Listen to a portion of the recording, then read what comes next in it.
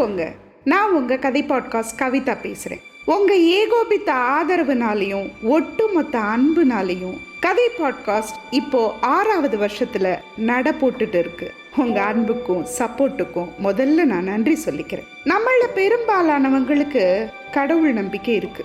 அதுலயும் ஒருத்தர் நம்ம மனசுக்கு பிடிச்ச வடிவத்தையோ கடவுளையோ நம்ம இஷ்ட தெய்வமா வச்சுக்கிறோம். கடவுளுக்கும் மனுஷனுக்கும் தனித்தனி தொடர்பு இருக்குன்னு நம்புறோம். ஆனா இந்த தனித்தனி தொடர்புங்கிறது ஒரு கற்பனை. அதாவது இந்த தனி மனித கடவுள் உறவு, பர்சனல் காட் ரிலேஷன்ஷிப் அப்படிங்கிறது மதங்கள் உண்டான பின்னாடி உண்டானது. இந்த கற்பனைய மதவாதிகள் மக்கள் நெஞ்சில ரொம்ப ஆழமா பதிச்சிருக்காங்க. இது பரிணாமம்ங்கிற விஞ்ஞான கொள்கைக்கு எதிரானதுன்னு தெய்வங்களும் சமூக மரபுகளும் அப்படிங்கிற புத்தகத்துல பரமசிவம் அவர்கள் எழுதியிருக்காங்க. தொடக்க காலத்துல மனுஷனுக்கு இருட்டு, சூரியன், பாம்பு இந்த மாதிரி இயற்கை பொருட்கள் எல்லாம் மனுஷனுக்கு ஆச்சரியமாவும் புதிராவும் இருந்தது. அதே நேரத்துல அதை பார்த்து பயப்படவும் செஞ்சான். ஆனாலும் இந்த இயற்கை தான் நமக்கு சாப்பாடு போடுதுன்னு புரிஞ்சுக்கிட்டான். சரி, அப்போ அந்த பேராற்றல தன்னோட பயத்தினாலையும் உணவு தேவையினாலையும் வணங்க ஆரம்பிச்சான். ஆனா அதே மனுஷன் கூட்டா சேர்ந்து உணவை தேடும் போது இப்படி பேராற்றல் கொண்ட இயற்கைய தனக்கு இணங்க வைக்க ட்ரை பண்ணான். பழங்குடி மக்களோட ஆட்டமும் பாட்டும் அவங்களோட உணவு தேவையோட தொடர்பு கொண்டது. இப்ப கூட பாருங்க, நம்ம குடும்பத்துல ஒரு கஷ்டம் வந்ததுன்னு வச்சுக்கோங்க, நம்ம வீட்டு பெரியவங்க உடனே நம்ம குலதெய்வத்தை போய் பார்த்துட்டு வந்துடலாம், வண்டியை கட்டுங்கடா டோய் அப்படின்னு சொன்ன உடனே நம்ம அம்மா, சித்தி, அத்தை, அக்கா எல்லாரும் பொங்கப்பானை, சட்டி, அரிசி, பருப்புன்னு எல்லாத்தையும் எடுத்துட்டு மாட்டு வண்டியில இல்ல கூட்டு வண்டியில கிளம்பின சீன்லாம் சின்ன வயசுல நாம நேர்ல பார்த்திருப்போம். இப்ப சினிமால பாக்குறோம். பொங்கல் பண்டிகைக்கு அப்புறம் பொங்கல், அதாவது சக்கரை பொங்கல் கிடைக்கிற ஒரே நாள் நமக்கு அதுதானே. இப்பவும் அந்த குலதெய்வத்துக்கு பொங்கல் வைக்கிற வழக்கம் எல்லாமே இல்லை, என்ன கொஞ்சம் ஃப்ரீக்வன்சி கம்மியா இருக்கு, அவ்வளவுதான். சரி, விஷயத்துக்கு வருவோம். இரும்பு காலம், செம்பு காலம்னு மனுஷன் உலோகங்களை கண்டுபிடிச்சு நாகரிகம் வந்ததும், சக்கரம், முழு கலப்பை மாதிரி அரிய விஞ்ஞான கண்டுபிடிப்புகளை கண்டுபிடிச்சதும் கூடி கூடி தொழில் செஞ்ச அனுபவத்தினாலதான். தெய்வங்களும் இந்த மாதிரி வந்ததுதான் அப்படிங்கிறாரு தோப்பா. ரொம்ப பழங்காலத்துல சின்னனை அளவுல இளம் குழந்தைகளா வாழ்ந்த மனுஷங்க தெய்வங்கிறத ஒரு ஆற்றலா, அதாவது ஃபோர்ஸா தான் நினைச்சாங்க. கை கால்களோட இருக்க ஒரு உருவமாவோ இல்ல மனுஷனை மாதிரி உருவமாவோ அவங்க நினைக்கல. தமிழ்நாட்டில் கூட முருகுங்கிற ஆற்றலை தான் முதல்ல வணங்கினாங்க. அப்புறம் தனி மனித சிந்தனை வளர்ந்த அப்புறம்தான் முருகனா ஆக்கப்பட்டான்.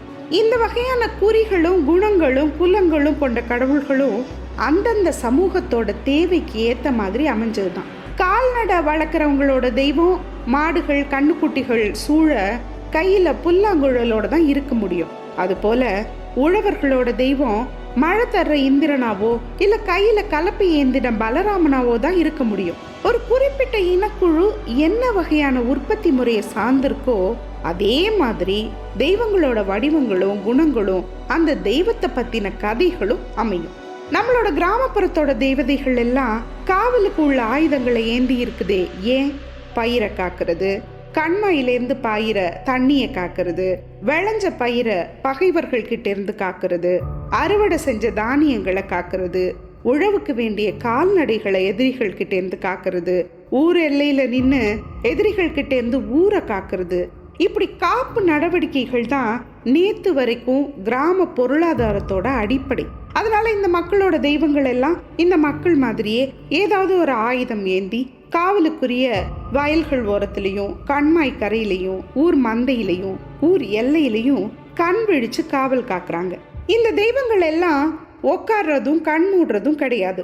இந்த தெய்வங்கள் எல்லாம் இந்த மக்கள் மாதிரியே முறுக்கின மீசையும் வரிஞ்சு கட்டின வேட்டியுமா, சட்டை இல்லாம சில நேரங்கள்ல தலைப்பாகையோட கள்ளும் கறியும் சாப்பிடுற தெய்வமா வாழ்றாங்க.